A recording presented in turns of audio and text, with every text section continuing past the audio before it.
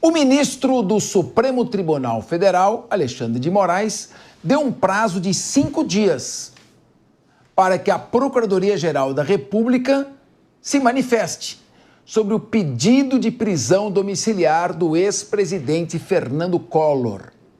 A defesa dele pediu a concessão de prisão domiciliar em virtude da idade avançada do ex-presidente, que tem 75 anos e de doenças que o acometem.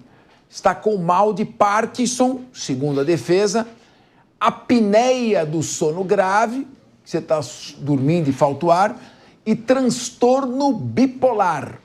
Na última terça-feira, Moraes determinou que a defesa apresentasse em 48 horas a complementação dos exames e laudos indicativos e relacionados à doença de Parkinson. Nesta quarta-feira, a defesa apresentou os documentos que estão sob sigilo. Bom, tem que ouvir a PGR, evidentemente. Bellucci, qual será a decisão? Será que vai ser a mesma no caso do Roberto Jefferson? Queria te ouvir. Creio que não, viu, Capês? O Roberto Jefferson, ele foi para domiciliar ou não? Foi, né? Super recente. Depois de quanto tempo? Depois de alguns pedidos, né? Foram alguns pedidos, né? Foram 8 pedidos. Mas vamos falar do Collor. Então, o que me parece, primeiro um estranhamento em relação ao caso do Collor é porque algumas pessoas fizeram posts no X falando que não era, esse caso não tem nada a ver com a Lava Jato e tomaram nota de checagem. E o próprio Sérgio Moro disse que o conjunto probatório desse caso do Collor teria sido determinado por ele, Sérgio Moro, então estaria dentro da Operação Lava Jato, que em tese caiu por inteiro. Então, primeiro esse estranhamento de cai parte, ela caiu inteira ou não caiu inteira a Lava Jato? Cai quando convém ou quando não convém? Causa um grande estranhamento. E agora é importante apontar também que esse escândalo do Collor, perto de escândalos que a gente está vendo por aí, é fichinha, né? Claro que se deve ser punido, deve cumprir a pena. Agora, tem esse estranhamento jurídico, ou serve para um ou não serve para nenhum. Agora, me parece que eu acho que ele vai conseguir a prisão domiciliar, viu, Capês? Não estou falando que foi isso, mas me parece uma grande cortina de fumaça que foi colocada essa prisão do Collor, junto com outros temas que estavam muito quentes, acabaram ficando de lado, como a própria condenação da Débora no tal golpe de Estado com o vendedor de algodão doce. Então, assim, foi tudo ao mesmo tempo. Agora a PGR vai se manifestar, imagino que vá acompanhar. O Collor, ele é bastante idoso, né? Ele passa dos 70, ele tem 75 anos, salvo o melhor juízo. Teve uma bola dividida ali na própria audiência, que ele fala que estava bem de saúde, o advogado fala que era para prisão domiciliar. Então, cada um falou uma coisa ali, não foi bem ensaiado entre eles, mas eu acho que ele vai acabar indo para domiciliar sim, Capês. Só para lembrar que o Roberto Jefferson teve o pedido de prisão domiciliar deferido pelo Tribunal Regional Federal da 2ª Região, que é Rio de Janeiro, dada as condições extremamente frágeis da sua saúde. Mas isso em abril de 2025. Mas ele continua preso porque o Supremo Tribunal Federal ainda não concedeu. Mas não sei se todos são iguais perante a lei. Eu queria ouvir como você vê a situação do presidente Fernando Collor de Mello. Foi denunciado em 2023 e depois condenado... Denunciado em 2015. 2015. Passaram-se 10 anos e ele ainda não teve... Só agora ele teve a ordem de prisão decretada, mesmo tendo sido condenado em 2023. A justiça tem um ritmo meio diferente para correr, dependendo do réu? Eu acho que o atual momento do país indica quem são as pessoas que têm prioridades em algumas coisas, né? Por exemplo, ele foi lá condenado em 2023, e aí eu fiz essa análise ontem, e eu vou ter que repetir essa análise em relação às provas, Capês, porque deveria ter anexado nas provas ali, talvez já um problema de saúde. Aí ontem, não lembro quem estava na mesa conosco aqui, me fugiu, uma dos nossos participantes disse o seguinte: na ocasião da condenação ele não tinha problema nenhum de saúde, isso aconteceu depois, decorre. E uma vez que ele conseguiu provar que ele tem que ele tem essa comorbidade, deve sim a PGR acatar. E nós atentamos aqui também ao fato da Lava Jato, que uma hora a Lava Jato não teve sentido nenhum, perdeu as suas forças e não é o suficiente para ação condenatória, e agora nós estamos vendo a Lava Jato mais uma vez ganhando forças e condenando o ex-presidente da República. A minha situação aqui é de comentarista e eu falo abertamente sobre o que eu penso em relação a isso. A ação, para mim, ela é justa, cabe sim, ele desviou milhões dos nossos cofres públicos referente a uma ação que ele teve, Capês, onde ele, quando tinha o poder ali, quando ele era eleito, acho que senador no caso, ele conseguiu manipular ou articular um contrato e levando ali cerca de 20 milhões para o seu bolso. Ou seja, sabia que não podia fazer isso, acabou fazendo, cometeu um crime e tem que pagar por isso. A ação condenatória foi de 8 anos, que cabe ao regime fechado. Ontem eu também defendi aqui que pelo estado de saúde dele, por ele ter mais de 70 anos, essa pena restritiva de liberdade vai ser reversa, ou seja, vai ser uma pena restritiva de direito, deixando ele em prisão domiciliar, talvez com uma tornozeleira eletrônica. A Lava Jato ganhou força e nós estamos vendo mais uma condenação da tal Lava Jato. Bom, só para recordar aqui, ele era senador e aproximou, intermediou, fez um lobby entre a construtora empreiteira UTC, presidida na época por Ricardo Pessoa, e a BR Distribuidora de Combustíveis, para que a UTC construísse ali postos de distribuição e ganhou uma comissão de 20 milhões de reais. Na Operação Lava Jato, o Ricardo Pessoa, que era presidente da UTC na época, acabou fazendo, preso muito tempo, fez uma colaboração premiada. E ali deve existir, eu não conheço o processo, deve existir outras provas que levaram a esta condenação graças à Operação Lava Jato.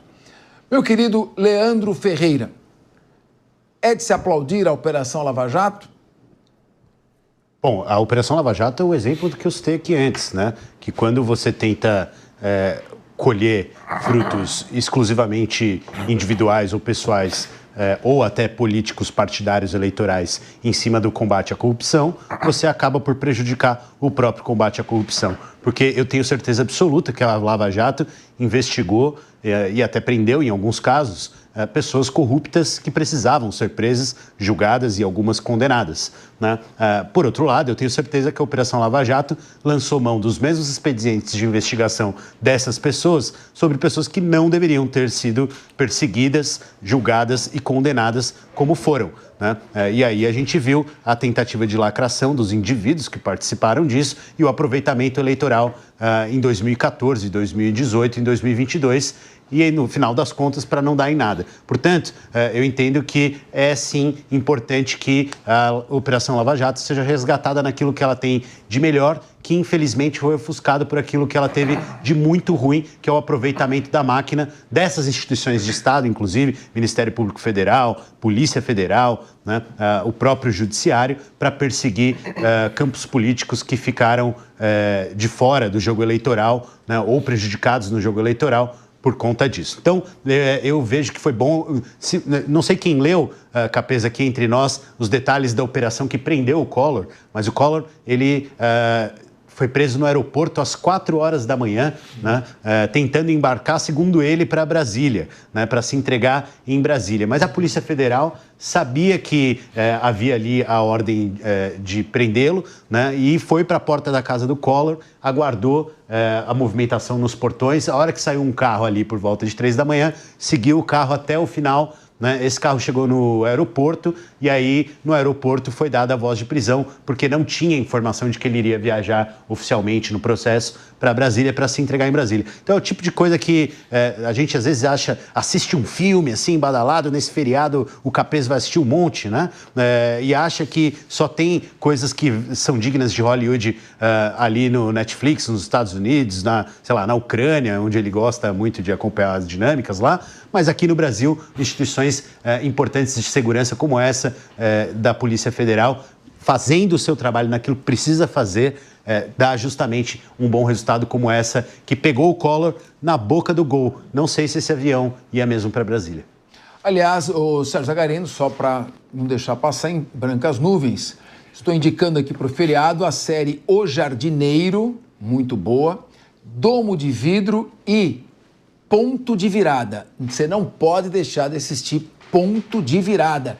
Faz uma análise desde a ascensão de Stalin, um genocida sem paralelo, só equiparado a Mao Tse-tung, e chegando até o momento da invasão da Ucrânia pela Rússia. vale a pena assistir para vocês verem os malefícios que o comunismo produziu, assim como o Holodomor em 32, com 4 milhões de mortos, quando a polícia entrava na casa das pessoas e roubava comida.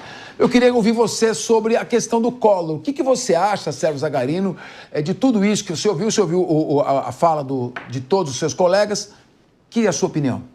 Minha opinião é que a gente tem aqui um talento nato, um desperdício para Hollywood, porque é uma atuação exemplar do Leandro Ferreira em fazer críticas à maior operação da história da Polícia Federal.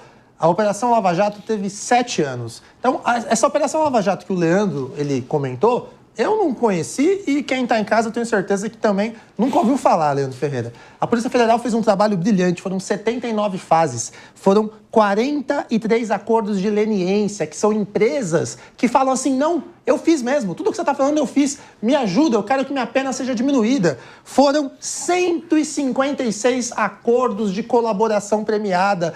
Escuta, sou culpado, me ajuda a diminuir a pena. Então, Leandro Ferreira, essa Operação Lava Jato que você está falando, que existiu aí nulidades futuras, ela, de fato, ela foi muito bem feita pela Polícia Federal. Só para relembrar, foram 25 bilhões de reais que foram devolvidos aos cofres públicos. E depois, diante das nulidades, que aí você pontuou, eles tiveram como ressarcidos. As empresas que assumiram a culpa em acordo de leniência, depois elas recuperaram o valor que elas tiveram que devolver. Então, assim, Leandro, a Lava Jato ela é um triste episódio do Brasil, mas de um excelente trabalho realizado pela Polícia Federal. Pela Polícia Federal, sim. Quem fez lambança foi o Sérgio Moro. Mas aí, Leandro Ferreira, o seu problema com o Dallagnol. O seu problema é com o Sérgio Moro, com o Dallagnol. Agora, a Operação Lava Jato, ela foi um sucesso. Ela talvez não teve êxito na condenação final em razão do ponto que você abordou. Mas falar que a Operação Lava Jato é uma crítica, pelo contrário, a gente tem que parabenizar sempre o trabalho de investigação da Polícia Federal. E mais uma vez, oriundo dela ainda a condenação do Collor, é uma questão extremamente legal. Eu acredito que o STF não tem para onde fugir. Ele tem que se atentar agora à lei de execução penal. A lei de execução penal é clara nos requisitos para possibilidade de prisão domiciliar em caso de condenação de pessoa que está gravemente doente. Então, eu acredito que o Collor tem, assim, esse direito e esse benefício e será concedido. Não sei se de forma tão simples, como vocês bem apontaram, né? A do ex-deputado demorou um pouquinho, mas espero que tenha aí uma certa empatia e a prisão domiciliar seja concedida ao Fernando Collor. Pois é, o João Beluto, quando a gente vê a delinquência digital, eu sou contra a delinquência digital e acho que ela precisa ser combatida. Toda forma de delinquência precisa ser reprimida. Mas quando você vê uma condenação como essa demorar tanto tempo, quando você vê o crime organizado lavando quase 200 bilhões de reais por ano, praticamente impune, aí com estabelecimentos, estão na refinaria de combustível, estão com distribuição de combustível, com todo tipo de negócio camuflado, não está havendo uma distorção de valores aqui, nós estamos muito focados nas senhoras que foram para Brasília e deixando a coisa correr com relação a outros pontos que são mais graves? Não, perfeito, Capesi. Até pegando um gancho num dos primeiros assuntos que a gente mencionou, a questão do Rio de Janeiro, você tem o Rio de Janeiro que é considerado por muitos já um narco-estado.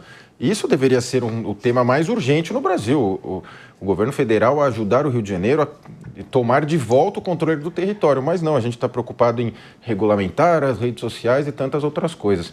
Com relação à Operação Lava Jato que foi mencionado, realmente ocorreram alguns equívocos, mas é o que a gente sempre diz, não seriam suficientes jamais para anular o todo da operação, jamais. E foi o que foi feito no Supremo Tribunal Federal e muita gente, inclusive, acaba sendo até indenizada pelos valores. Hoje já se diz, muitas empresas pagaram os valores porque estavam sob coação. Não é bem assim, né? E você vê que o próprio Supremo foi alterando o seu posicionamento, né? Antes era bastante pró-Lava Jato, depois ficou totalmente contra. Em vários julgamentos falou-se bastante do Deltan, do Moro, falou bastante mal ali, inclusive, o que nem seria pertinente ao processo. Falaram bastante mal das figuras deles, mas o Deltan depois, o establishment de alguma forma o tirou do jogo. Lembrando que ele foi o deputado federal mais votado no Paraná e teve o seu mandato cassado, Capês. Pois é, a Lava Jato foi, na verdade, cometeu um erro estratégico. Você está investigando o Petrolão, vai até o fim naquilo que você está investigando. Começa a abrir muito, você não faz direito, nada, e acaba sendo acusado de politizar uma operação que tinha tudo para ser uma virada de página na história do combate à corrupção.